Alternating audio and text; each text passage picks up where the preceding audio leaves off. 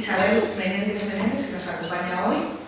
Es doctora en filosofía, licenciada en periodismo y experta universitaria en estudios de las mujeres y del género, y actualmente vicedecana de la Facultad de Humanidades y Educación de la Universidad de Burgos, donde es profesora del área de comunicación audiovisual y publicidad. Forma parte del profesorado de estudios propios de la Universidad de Deusto y la Pompeu Fabra de Barcelona, y ha sido profesora invitada en diversas universidades. Su línea de investigación está principalmente orientada al análisis de la comunicación desde la perspectiva de género, especialmente el tratamiento informativo de la violencia machista, el uso del lenguaje no sexista, los formatos de espectáculo y entretenimiento, los géneros de ficción televisivo, la prensa para mujeres, las élites femeninas y el canon estético en la cultura de masas.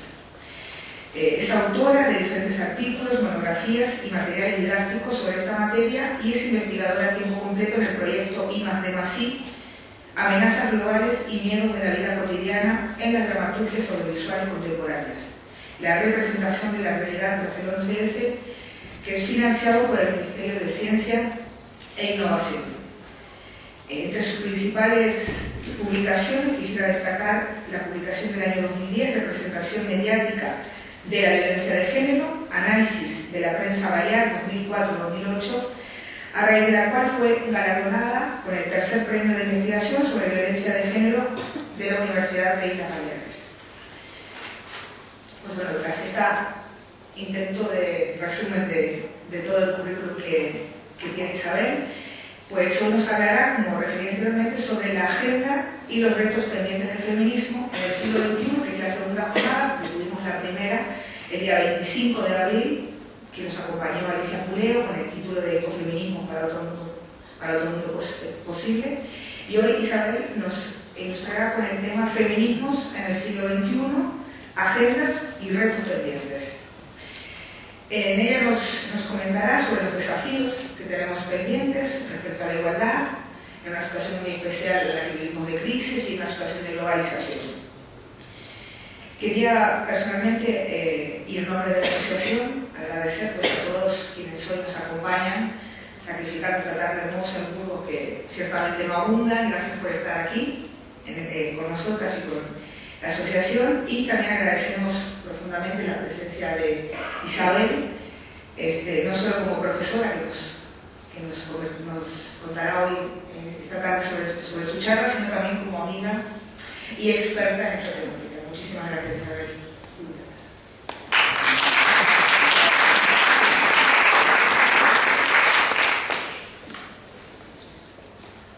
Bueno, pues bienvenidos, bienvenidas a todos y a todas. Hay muchas caras conocidas cada vez más. Dentro de poco ya va a estar el carnet de ciudadana de Burgos. Yo lo estoy intentando con ahínco, ya lo sabéis, así que dentro de poco ya el carnet me lo he ganado, la pegatina o lo que sea que me vayáis a dar. Gracias, siempre me satisface volver a ver a la gente a la que veo solo de vez en cuando, al alumnado que me soporta en el año tiene mucho mérito, y bueno, pues las amigas pues lo hemos dejado por el camino. Yo hoy prefiero estar aquí más que como profesora, sobre todo como activista.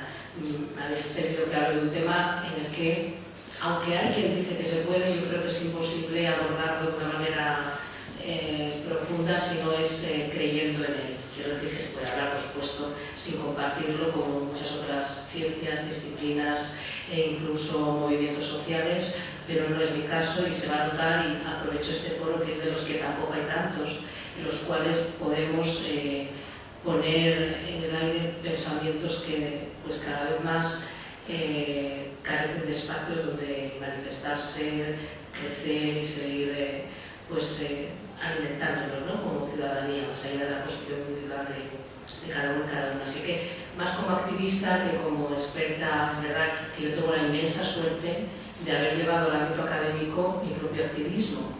Esto no todo el mundo puede decirlo, ¿no?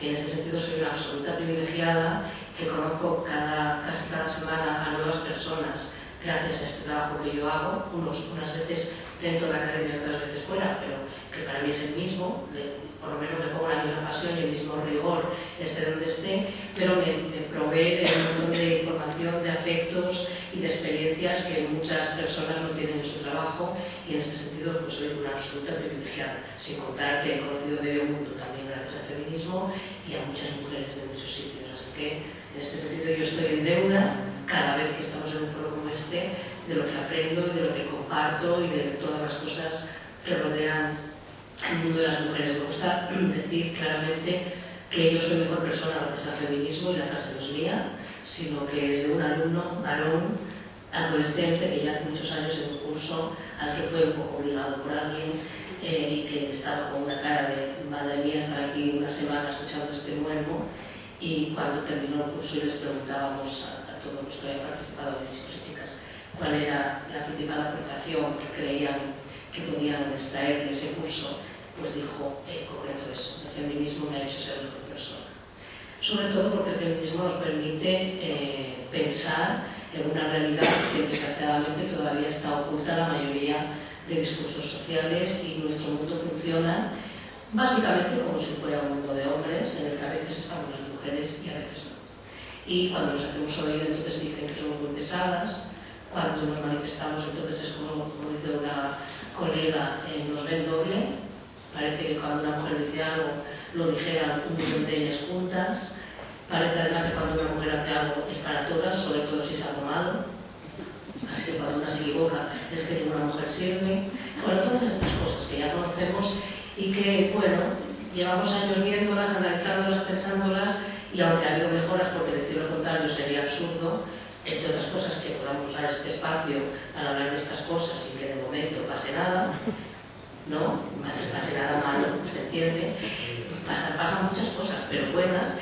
Bueno, pues eso quiere decir que estamos en otro mundo, es otro mundo, como decía el título de la conferencia de Alicia, al que no pude estar la otra semana.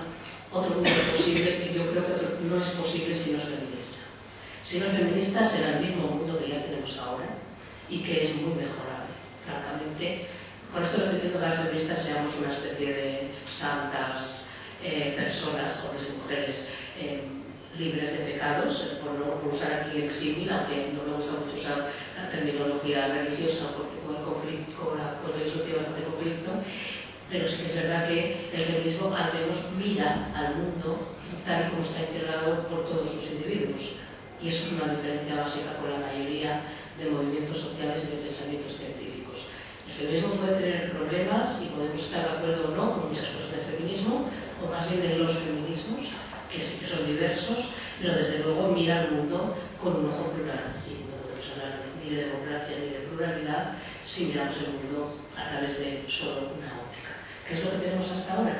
Entonces pensé, bueno, como tampoco sabía qué personas iban a venir, y partiendo del título que nos dimos, de repente caigo en la cuenta de una cuestión que es cíclica y que ahora mismo a mí me sorprende, habitualmente, sobre todo en las aulas, que es donde tenemos a la gente joven, ¿no? Y una cuestión que suelen decir cuando se habla de desigualdad, una de las cosas que casi toda la gente joven asegura es que es algo de sus padres y de sus abuelos. Esto a nosotros ya no nos pasa, dicen siempre los chicos y chicas jóvenes. Y esto es tan continuo que, claro, en el aula hay una cosa muy interesante, y es que tú envejeces, pero todos los demás son siempre iguales. Tú, para ti, el año es un año más, pero el alumnado vuelve a ser igual cada septiembre. Es como el día de la marmota, vuelve a ser igual desde el punto de vista de la edad, Es decir, siempre encuentras a los mismos, otra vez vuelven a tener 20 años, o 19, o 21, ¿no? Y entonces esto es interesante desde el punto de vista sociológico, para pensar qué cosas cambian, porque esto es de las que cada generación que llega al aula te dice que la desigualdad, sí, claro que existe, pero ya está superada, porque los jóvenes, hombres y mujeres, la vamos a solucionar. Claro, aquí hay que negar la mayor cuando lo primero que no conocen es el término feminismo.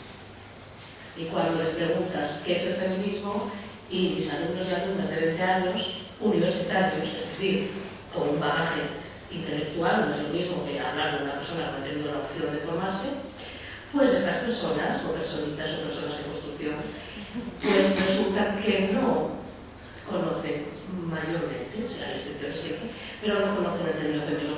Voy a decir algo más, pero es que no lo conozca.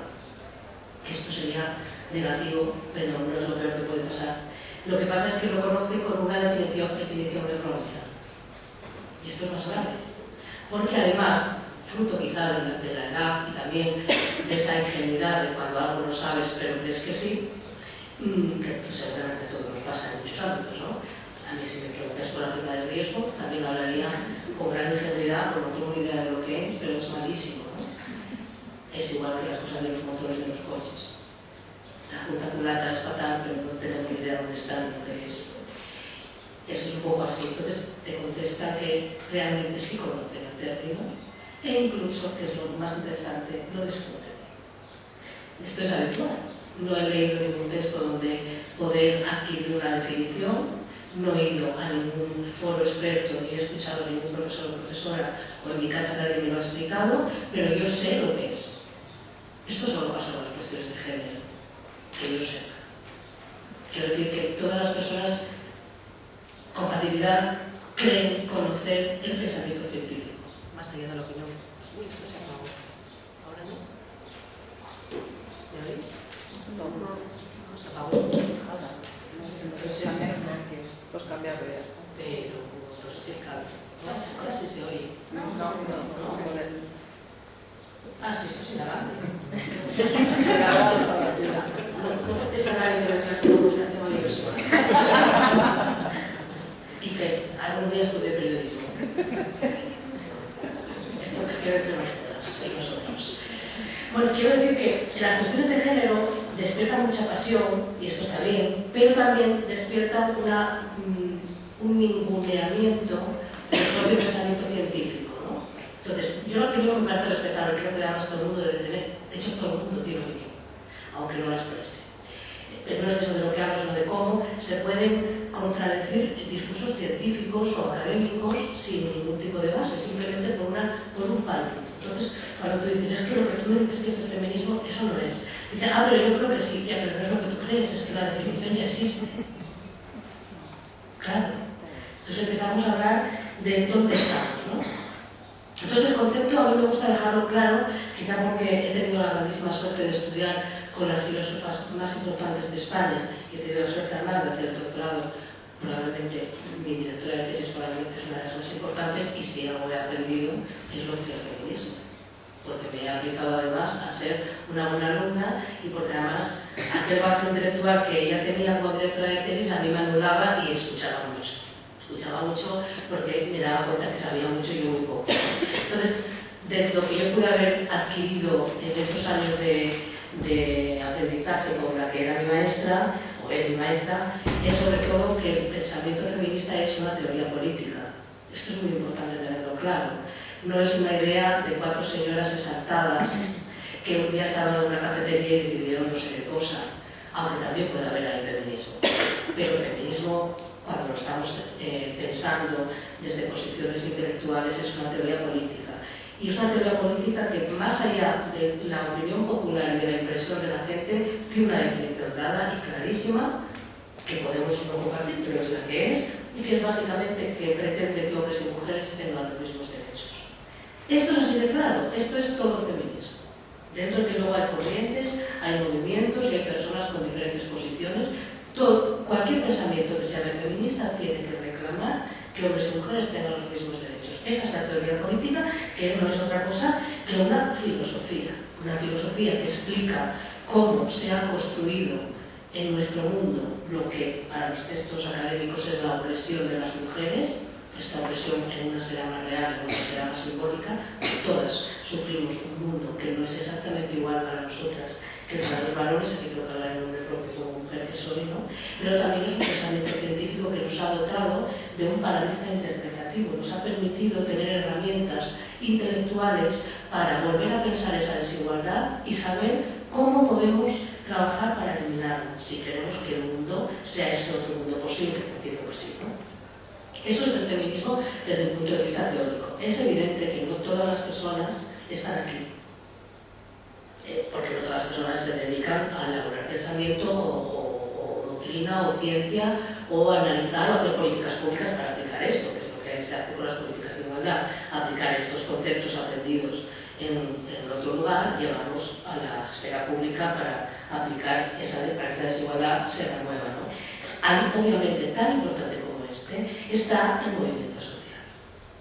Y a veces nos quedamos uno por uno, nos quedamos por otro, pero es que son las dos patas del banco, sin él no tenemos dónde sentarnos, ¿no? Entonces, el movimiento social es un motor de cambio y os digo más, es probablemente el movimiento, el pensamiento que más cambios ha producido de forma pacífica en los últimos 2 siglos.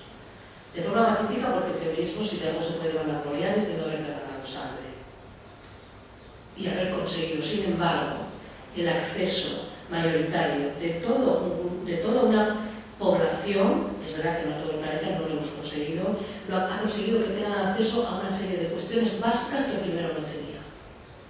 Claro, las occidentales, y sobre todo si somos relativamente jóvenes, pensamos que tampoco veníamos de tan atrás, ¿no? Pero si echamos un vistazo a todo lo que ha hecho el movimiento social, es muy importante. Si no hubiera habido unas señoras que en la prensa salían como ridículas y exaltadas y las llamaban las sufragettes, ¿os acordáis de estas con sus sombreros y sus trajes de época?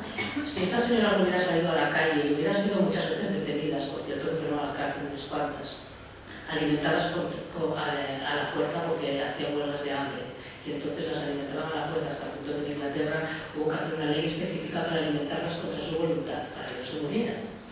Si estas señoras no hubieran decidido dejar toda su vida ahí, probablemente no estaríamos haciendo esto, ¿no?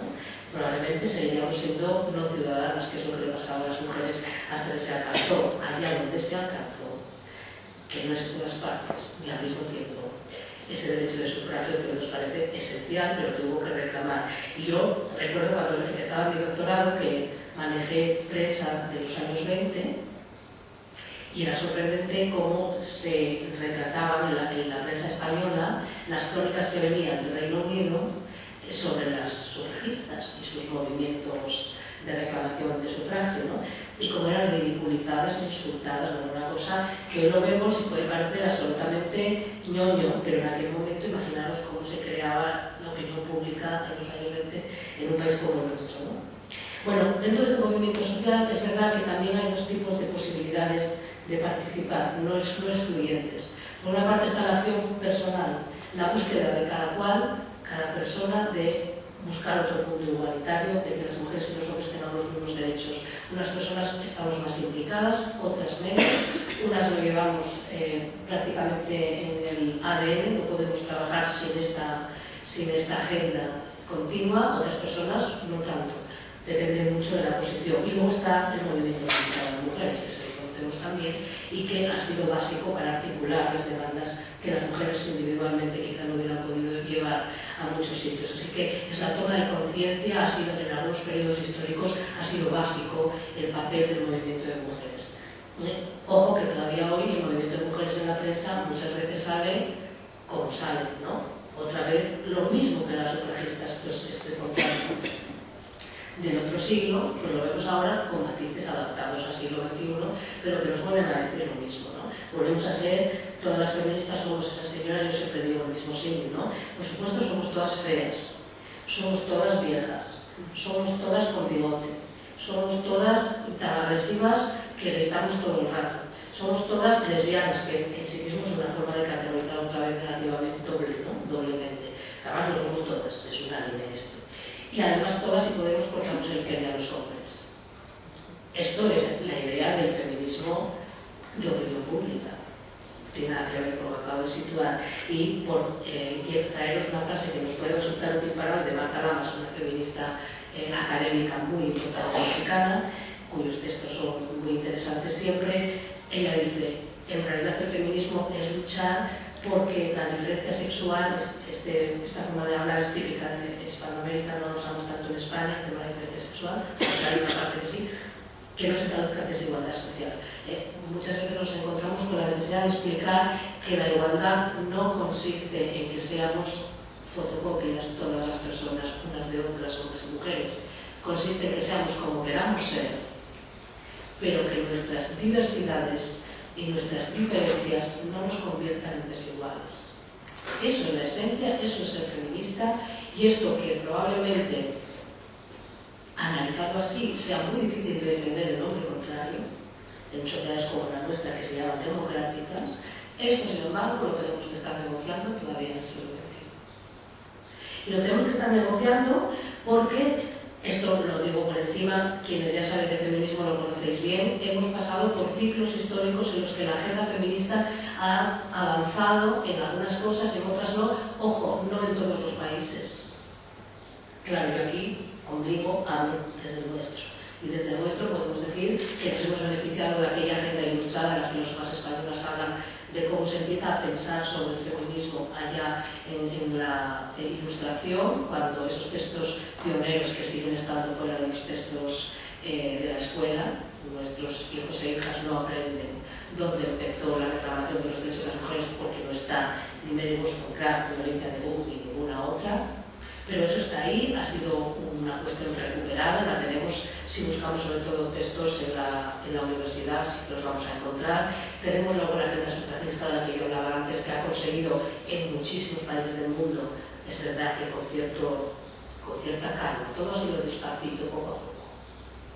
Con cierta calma ha conseguido que la mayoría de mujeres, al menos en Occidente, tengamos el derecho de sufragio, ¿no? Activo y pasivo, primero no lo teníamos, y también en la agenda sufragista fue de la mano de ese acceso a la educación, que fue una reclamación básica de los primeros feminismos.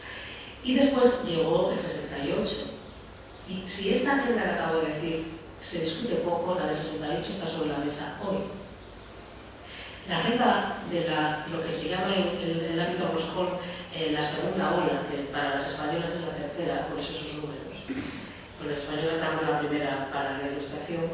La segunda ola, como saben todos los textos básicos, que es el feminismo del 68, es sobre todo la agenda de los derechos reproductivos, de la autonomía sobre el propio cuerpo, la decisión sobre una misma, la salud, la no violencia, etcétera, etcétera.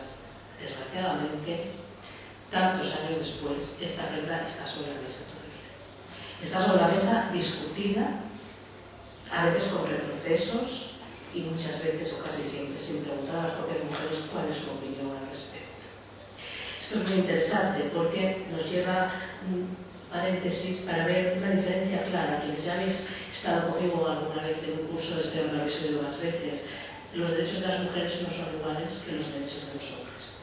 Y no son iguales por una construcción básica de origen, que tiene que ver precisamente con ese momento ilustrado en el que los hombres se entienden sujetos de pleno derecho por haber nacido nada más, mientras que las mujeres quedan excluidas formalmente de esos derechos. El propio Rousseau lo dijo así. ¿Qué pasa con eso? Que aquí, si hablamos de hombres, podemos hablar de colectivos concretos de hombres que carecen de algún derecho. Y todos esos derechos han tenido que ser reclamados porque no han tenido la posibilidad, o sea, los derechos no se alcanzan solos nunca, los que faltan, quiero decir. Hay que ir y reclamarlos. Generalmente el colectivo al que le afecta es el que está muy interesado en reclamarlo, ¿no? Y de ahí que los movimientos civiles pues hayan sido llevados adelante por quien los llevaron y ahora el feminismo tenga más mujeres que hombres. Esto es lógico. Pero una cosa que es interesante, porque la explica Alicia Millares, filósofa también, de una manera muy gráfica, es cómo toda la reclamación de derechos pasa por la confrontación y la polémica. ¿Qué quiere decir eso? Que siempre que un colectivo reclama sus derechos, el que los tiene y se los niega, le dice que no los merece. Esto es interesante porque es una relación de poder. Claro, es curioso que quien sí lo tiene le diga al que no lo tiene que no debe tenerlo, ¿no? Bueno, la confrontación, la polémica a veces tiene éxito, se alcanza el derecho, y una vez que se alcanza ese derecho, la polémica se desaparece, e incluso aquellos individuos que no lo comparten tienen que callarse, porque ya está mal visto socialmente seguir defendiendo, ¿no? Es lo que nos pasa ahora. Tenemos algunas explosiones de cómo los derechos a veces quieren volver, los no derechos, quiero decir, quieren volver a sacar la patita aquí con Europa, lo estamos viendo, pero ves que tiene una respuesta rápida, entonces dice, esto está mal, esto no se puede. Una vez que el derecho se alcanza, se desactiva la polémica y por tanto el derecho se entiende como irrevocable, irreversible. No pasa así con los derechos de las mujeres. Los de las mujeres no se consiguen si no hay consenso, primer punto. Nos dice siempre la clase política o la clase social. Claro, consenso, pretender que todas las mujeres del mundo y además los hombres estemos de acuerdo 100% en cómo tiene que ser un derecho, es mucho pedir eso, la vía segura para no conseguirlo nunca. Así como no hay consenso, no lo vamos a legislar. Pero es que además no se desactiva la polémica y por tanto siempre están sobre la mesa otra vez. Y eso hace que los perdamos tantas veces. Como no son entendidos como unos derechos inherentes al nacimiento, como si pasa con los varones, y además no existe consenso para reclamarlos, y además la polémica se reactiva convenientemente por los poderes establecidos cada vez que parece que se pueden alcanzar, como dice Susan Canuti, no porque se hayan alcanzado, sino porque parece probable que se alcancen, es suficiente con eso. Esto Canuti ya lo escribió en 80, lo que sucede es que retroceden y ahora estamos en uno de esos procesos a nivel planetario, no solo en España. A nivel planetario están retrocediendo esos derechos que han vuelto a ser discutidos. En España se están discutiendo derechos que algunas feministas hoy de más edad que nosotras seguramente nunca hubieran creído que había que volver a reclamarlos. Pero el problema lo tenemos en que no nos estamos reclamando otra vez. No solo nos están retrocediendo con cierta pasividad por parte de hombres y mujeres, sino que no hay un movimiento realmente potente, ni siquiera una sensación de la necesidad de reclamarlos. Y esto pasa precisamente porque estamos en un momento de crisis económica.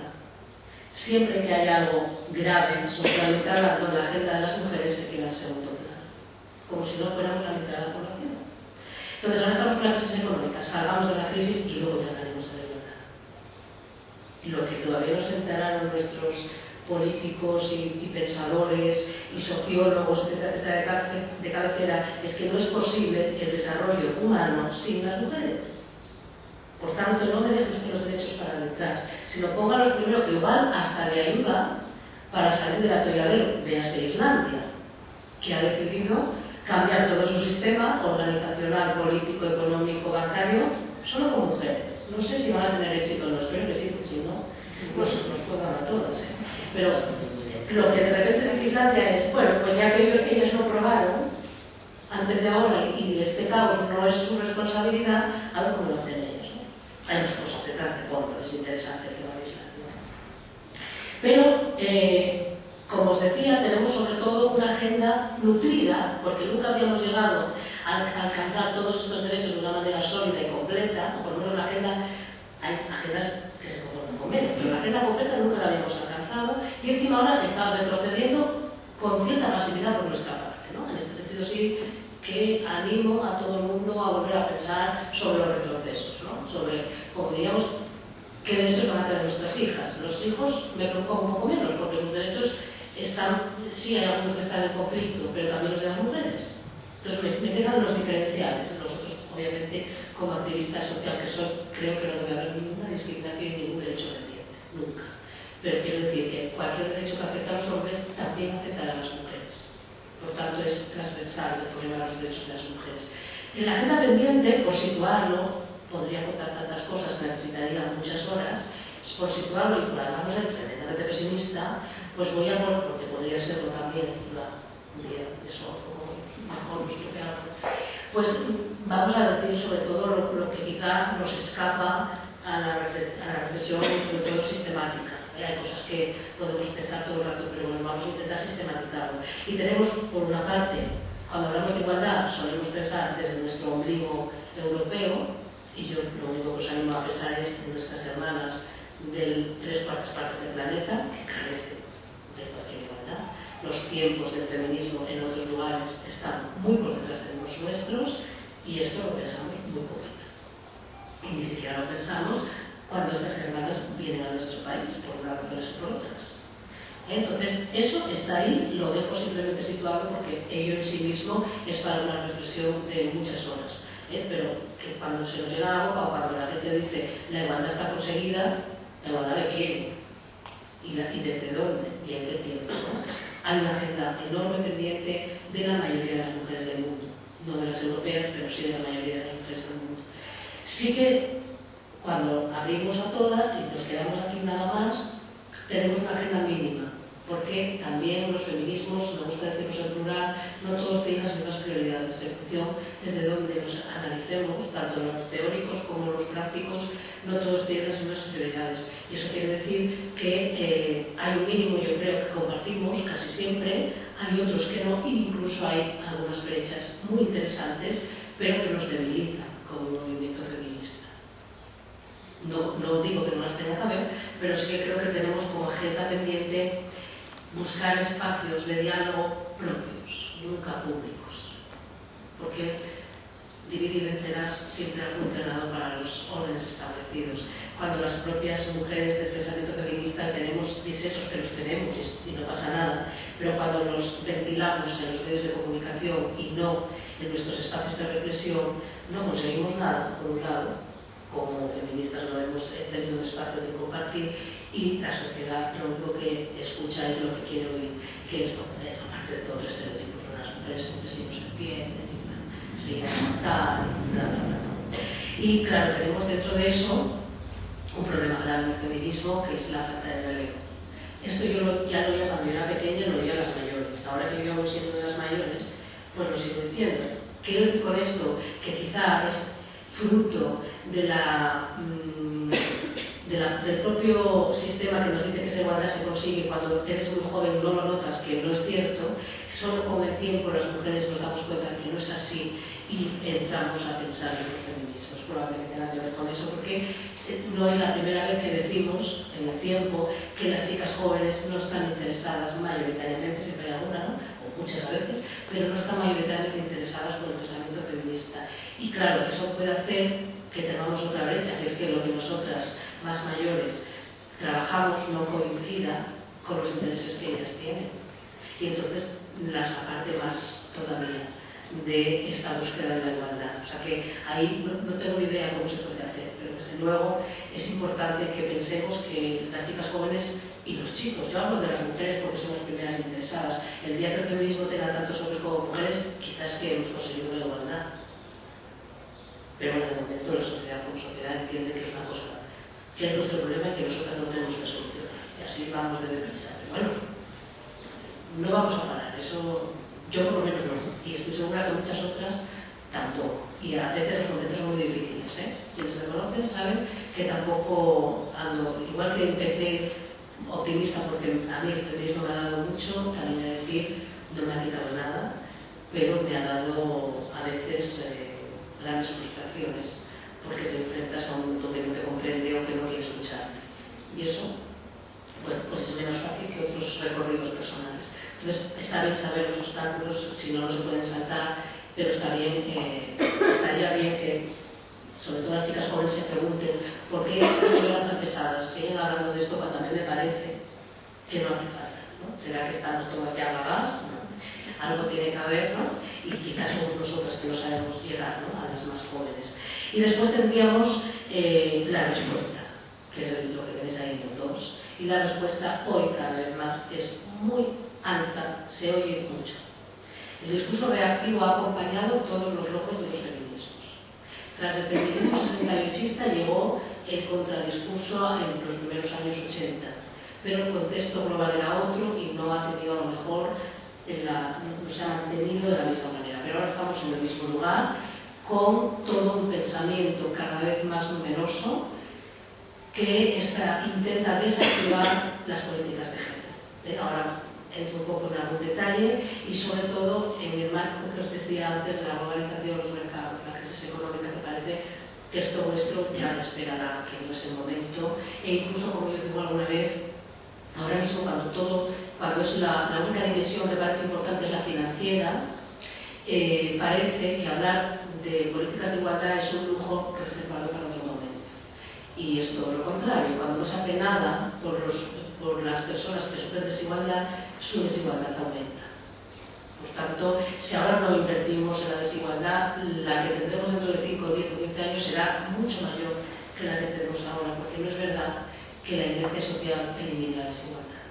La desigualdad la eliminan las personas que quieren eliminarla. Siempre es intencional. Porque la ley nuestra ya nos dice que somos iguales. Lo dice el artículo 14 desde hace un montón de años. Que lo diga la ley no nos convierte en sujetos con las mismas oportunidades. Los derechos están bien, los necesitamos, están ahí, pero luego hay que poder desarrollarlos y es donde tenemos que trabajar. Así que, ojo cuando los discursos económicos, que ahora pues son los únicos que parecen importantes, cuando los discursos económicos nos pueden convencer de que no es el momento. Es más el momento que nunca y sobre todo tenemos que tener cuidado con los retrocesos, ¿no? Y luego, por situarnos simplemente, mencionaros cómo el propio feminismo, que es tan diverso y que se va enriqueciendo y evolucionando porque ya tiene una historia muy larga, hoy en día tiene eso que llamamos la diversidad. Sería el feminismo de cuarta ola o tercera para las anglosajonas, que en realidad nos está planteando desafíos que yo insisto, creo que los tenemos que gestionar dentro del propio feminismo y no fuera. Algunos desafíos son francamente interesantes y otros simplemente nos dividen sin mucha solución que yo vea, que no es nada operativo desde el punto de vista de alcanzar la igualdad, ¿no? Y ahí luego sitúo alguna cosilla. Sobre esa agenda pendiente, así deprisa, sitúo cosas que ya sabemos. Básicamente pensar que no es un alcance de derechos homogéneo ni igual en todas partes, y sobre las cosas que os pongo ahí, básicamente en la educación, recordaros cómo seguimos todavía hoy, en 2012, con un modelo educativo que, si bien garantiza el acceso en un país como el nuestro, todas las mujeres pueden estudiar, teóricamente, no todas pueden, pero bueno, de una manera general podríamos asegurar que el acceso está garantizado, pero no está consolidado el derecho a una educación que sea realmente coeducativa. No está garantizado porque ni se han modificado los currículos, que siguen siendo la educación de los hombres ejercida usada para hombres y para mujeres, pero no el aporte de las mujeres. Solo tenéis que ver cuántos nombres de mujeres hay en los currículos, cuántos en los libros, cuántas aportaciones de mujeres en la ciencia, en el arte o en el pensamiento. 0, 0, 0 o una, o dos. Todo lo que sea excepción no les sirve, ¿no?, para analizar una situación, e incluso cómo ni siquiera está en la historia de cómo se han alcanzado los derechos de las mujeres en los libros de historia. Por tanto, ese currículo sigue estando pendiente y hay dos cosas que yo observo en la actualidad. Por una parte, en nombre de la libertad, es decir, de la libertad a elegir, se están trasladando a la sociedad discursos que son reactivos desde el punto de vista de la igualdad. El discurso a elegir no suele salir precisamente ni de la escuela pública, ni de la escuela coeducativa, ni de los grupos feministas. Ahí lo dejo y pensar dónde están esas supuestas faltas de igualdad que dicen algunos o algunas que tienen a la hora de poder elegir el modelo educativo. Y yo creo que todavía no hemos conseguido un modelo coeducativo de mínimos que recorra toda la escuela, ni por supuesto la educación superior. E incluso, no sé si es que no hemos sabido, no nos han dejado o todo, no hemos logrado introducir el pensamiento feminista ni en la ciencia ni en la educación. Sigue siendo un desconocido. Un desconocido que no alimenta intelectualmente a nadie y que no da bagaje. Que cada año haya que explicarles a las personas jóvenes desde cuándo tienen las mujeres derechos o cómo los han alcanzado fuera del currículo formal, solo nos indica que no hemos logrado, es un déficit, un reto, no hemos logrado que el feminismo, o si queréis el pensamiento igualitario, recorra la educación de los que vienen detrás. En cuanto al poder, ¿qué vamos a decir? Cuando parecía que habíamos convencido bastante de que era necesaria cierta paridad, digo cierta porque la paridad legal ni siquiera es un equilibrio, es una paridad técnica que aceptamos como buena, pero que no es equilibrio, y además no está ni siquiera reconocida por todos los grupos políticos ni sociales. Muchísimas mujeres se niegan a la propia paridad considerándola una forma de regalo, y los discursos reactivos se enfrentan a esta paridad con conceptos absolutamente intangibles, como es el valor del mérito.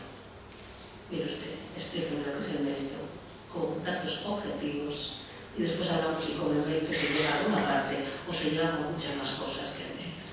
Entonces el mérito es un dato intangible, que es el que se nos pone como respuesta ante la exigencia de representaciones equilibradas en los sitios donde se decide nuestro futuro, desde toda la sociedad.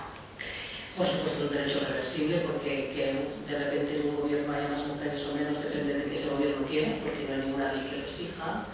Y seguimos siendo las mujeres desde el ámbito del poder definidas como un colectivo y no como la mitad de la humanidad. Voy a hacer políticas para personas separadas de la maduración, personas discapacitadas y mujeres. Va. A ver en qué cajón me pones y yo tengo las tres posibilidades. ¿Qué podría ser, no? O sea, seguimos viendo a las mujeres como un algo aparte que añadimos cuando nos acordamos o cuando nos conviene o cuando toca. pero no pensamos desde las mujeres y los hombres como dos seres con la misma entidad. Y eso es un problema básico para hablar de un mundo igualitario. Y luego tenemos la trampa que está hace mucho que Celia Morós, la filósofa, nos explicó cómo todas las mujeres somos idénticas, todas somos intercambiables para la sociedad. Las mujeres están ahí como cuota femenina, no como individuos, y eso hace que, si no estoy hoy yo, pues mañana está Alejandra y pasa que es lo mismo, mientras seamos mujeres. Esto es una trampa social frente a un supuesto valor insustituible de todos los varones, que es supuesto también. Si nosotros somos sustituibles, los hombres también. Los derechos sexuales, pues, ¿qué os voy a decir? Sitúo simplemente dos graves problemas que tenemos ahí. Recordar que todas las culturas han ejercido control sobre el cuerpo de las mujeres, todas, de una manera o de otra. Y a lo largo de la historia y en función de qué tipo de textos manejemos, encontraremos unas cosas o encontraremos otras. Pero las mujeres siempre han sido vendidas. La dote todavía se usa en muchos países del mundo. Y los antropólogos nos hablan de todo el intercambio de mujeres como un valor, ¿no? O sea que esto es más antiguo que el catálogo, como el que tengo yo hoy, el catálogo, digo, ¿eh? Pero esto no ha cambiado básicamente. Hoy tenemos otra forma de intercambio. Por un lado tenemos el control sobre las mujeres, control sobre todo sobre los derechos reproductivos, que impide tomar decisiones libremente. Seguimos necesitando la tutela, o ahora que está mejor, parece que va a dejar de estarlo, aunque era mejorable como está la ley mismo, en concreto de interrupción de embarazo, que sigue teniendo carencias. Pero parece ser que viene una reforma que va hacia atrás en el sentido de volver a quitar la autonomía a las mujeres. A esto nos tendríamos que oponer todas, las que quieren y las que no quieren, como mujeres. Todas tenemos que poder decidir, luego cada una, porque hay una ley, nadie te obliga, porque hay la ley de divorcio, la gente no se va a divorciar, ¿no? Se divorcia el que quiere. Lo que tiene que haber es la ley para que quien quiera pueda. Sin embargo, fijaros cómo los grupos que están contra la legalización de la interrupción del embarazo se llaman prodecisión. Ya lo dije antes, que el derecho a decidir se reclama desde posturas reactivas. Bien, esto es importante porque lo escuchamos pocas veces. Y bueno, en la Constitución no entro porque necesitaremos todo un día también, pero es una cuestión que el feminismo está dividido, pero para la mayoría de los feminismos mayoritarios en nuestra cultura es también una forma de compra, además de una forma de violencia según la definición de Naciones Unidas. Entonces, tengamos la posición que tengamos frente a la Constitución, lo que es evidente es que es otra vez una relación de poder. No hay una situación entre iguales cuando existe Constitución y por tanto ahí tenemos también una agenda en la que pensar. Sobre la riqueza, básicamente, y esto no profundizo porque todas somos todos conocedores de esta situación, serían las dificultades sobre todo en el mundo del empleo, ¿no? El mundo del empleo, el no cobrar lo mismo por hacer las mismas cosas, el tener peores contratos de trabajo, peores condiciones, exigencias distintas. Yo esta mañana estaba con un grupo de trabajo con hombres y mujeres de la alta política activa de otro comunidad autónoma y las mujeres políticas de todos los colores reconocían el hándicap que ellas tienen solo por ser mujeres y que tienen que ver cómo son criticadas por su peinado o por sus zapatos y no por la decisión que toman. Esto es así. Es así, impide ver la gestión de las mujeres ocultada bajo discursos intrascendentes sobre la apariencia o sobre la estética, por decir algo, ¿no? Luego está el mercado laboral que discrimina, separa, etcétera, etcétera, y luego sobre todo, y esto todas las mujeres del feminismo de los 70 se murieron diciendo esto, no se conseguirá la igualdad mientras no haya corresponsabilidad, y esto es tarea de los señores y de las señoras, mientras no haya corresponsabilidad. Me niego a utilizar la palabra conciliación, porque la palabra conciliación oculta la doble tarea de las mujeres y realmente lo que hay que reclamar es la corresponsabilidad. No por haber nacido mujeres tenemos que cuidar nosotras, todas las personas, todos los hogares y todas las cuestiones del mundo privado que todos y todas tenemos. Nadie puede vivir sin mundo privado, todo el mundo come, se alimenta, se viste, cuida a sus hijos e hijas, pero no es nuestra obligación. Es la obligación de todos los individuos, cuidarse y ser cuidados. Así que la corresponsabilidad, Betty Friedan, madre del feminismo del 68, sus últimos textos eran: mientras no haya corresponsabilidad, no puede haber igualdad. Así que eso es una tarea en la que no estamos teniendo mucho éxito.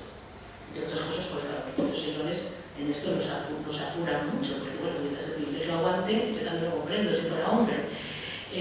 Siempre estoy generalizando, estoy hablando de individuos solos, ¿no? Hablo de hombres como grupos.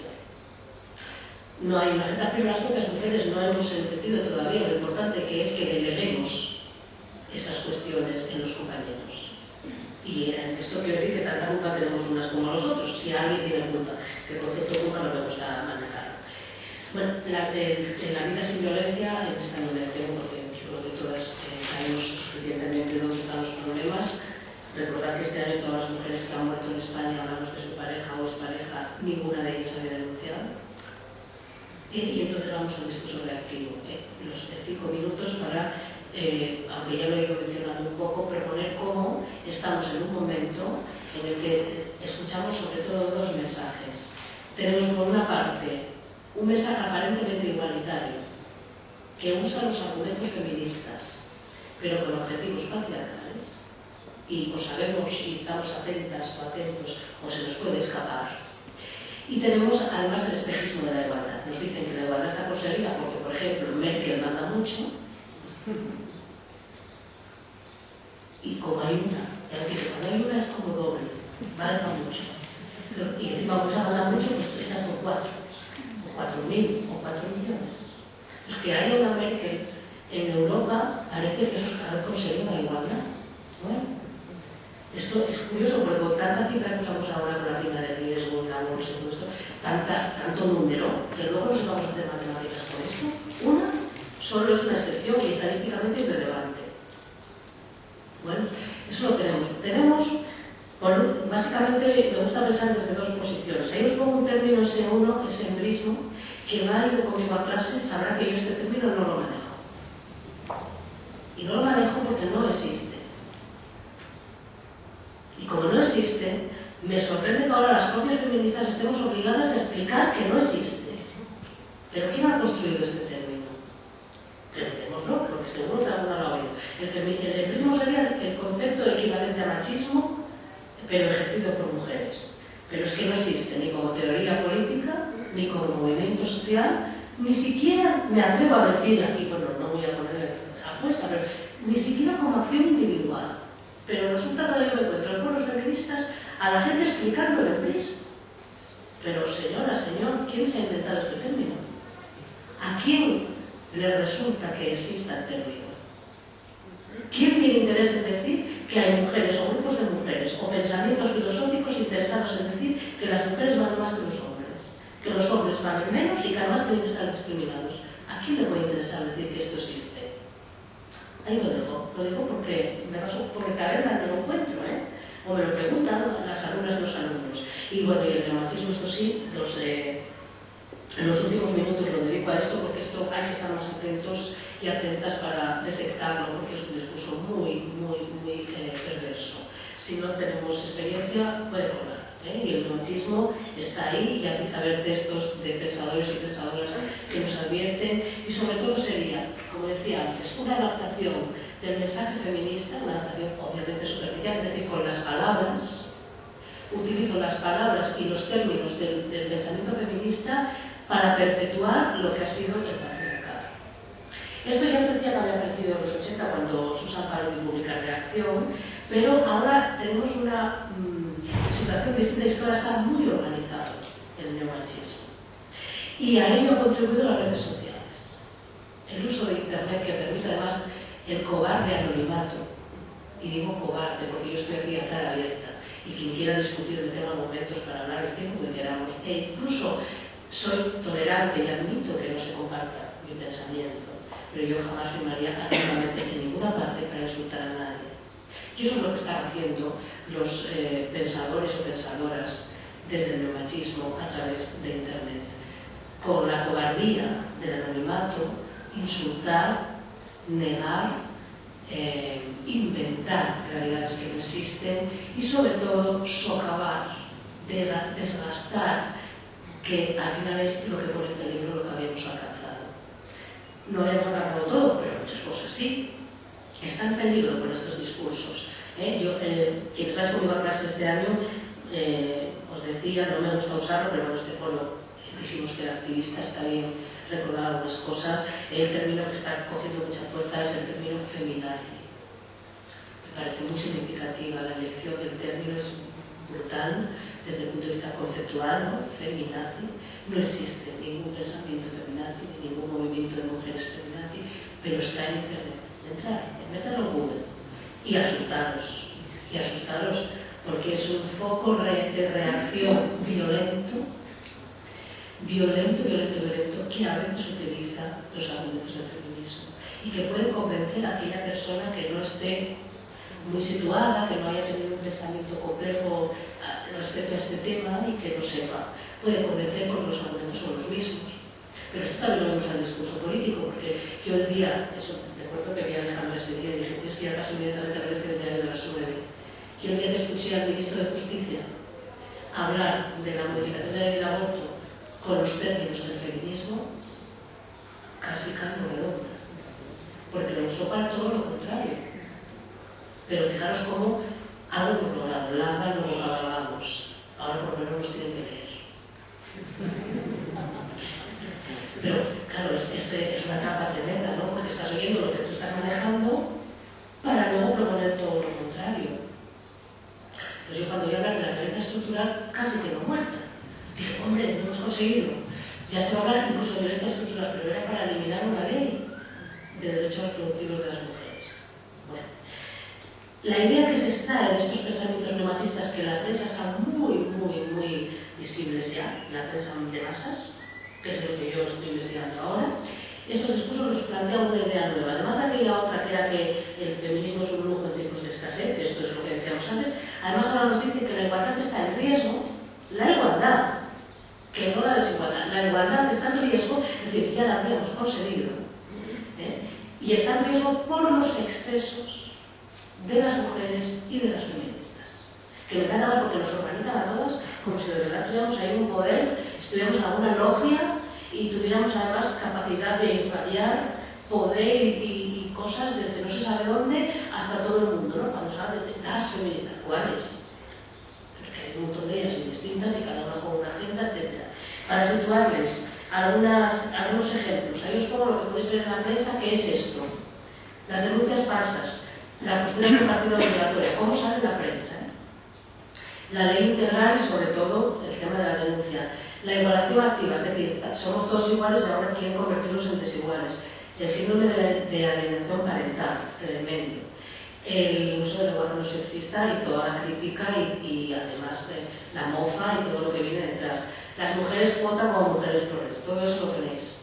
También, en otro ámbito más problemático, desde el feminismo, la sacralización de la maternidad y de algunas prácticas de maternidad que ahora parece que son las más feministas. Las más feministas son las que no tienen empleo, parece ser.